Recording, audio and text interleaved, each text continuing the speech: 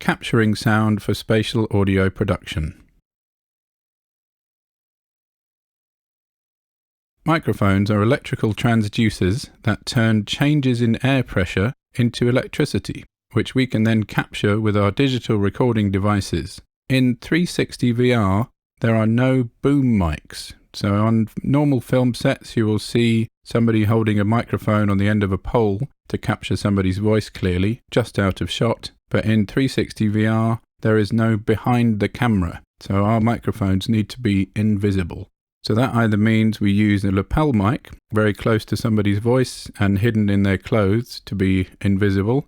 And we use the H2N or the A-type microphone very close to the camera, but as out of shot as possible. So beneath the camera is the usual place, but you do have to watch out for the fan coming on to cool the camera, which can ruin your audio recording. And then briefly back to the Zoom H2N spatial recorder. The H2N, when set to spatial mode, will record in 360-degree B format ambics. It's a basic recorder, but can be very good if you don't have time to set up your A-type and F4, or if the batteries have gone flat, or for some other reason this is the only recorder you happen to have with you.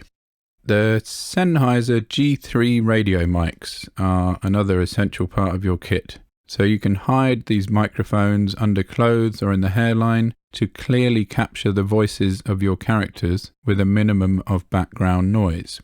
Once again, the G3 radio mics are paired with the Zoom H4N recorder. You may end up with several different recorders running at once. So you might have the voices being recorded with your G3 radio mics and the Zoom H4N recorder, and you may have the ambience or the 360 sound field being captured with your A-type microphone, and there is no real way of technically syncing the microphones together. So it's always important to clap your hands at the beginning of a recording, and you can use that clap as a sync point. If you can line up your recordings from the two separate recorders in time so that the clap happens at the same time, then you know that the recordings will be in sync. The major types of recording that we will come across are the A format recording with the A-type microphone, which you want to place as close to the 360 camera as possible to capture the audio at the place where the video is being recorded.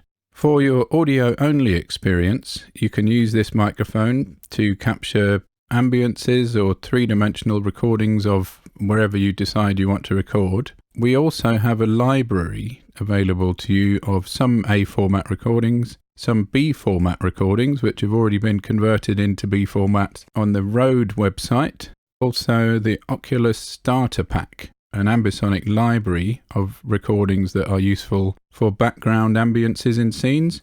The other type of main recording that you will do is lapel mics. So if you want to record somebody's voice, you would generally use the lapel mic as close to their mouth as possible to capture their voice clearly. You may also record stereo ambiences. So with your H4N recorder, you can make stereo recordings, which are useful for Foley, which we'll come to again later on. If you want to record the sound of footsteps for a scene, you can point the H4N stereo mics at your feet and record yourself walking along.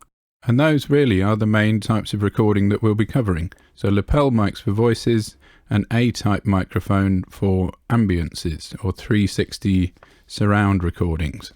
Once you've got those recordings made, you will load them into Reaper, where we will do post-production work that involves spatializing of the lapel mics, where you can take your mono recording that you've made with a close-up small microphone and you can place it in the 3D sound field using plugins within Reaper. You will also have your A format recordings, which we convert into B format with a special plugin, and you can then manipulate that further with another host of plugins that we'll go into later on.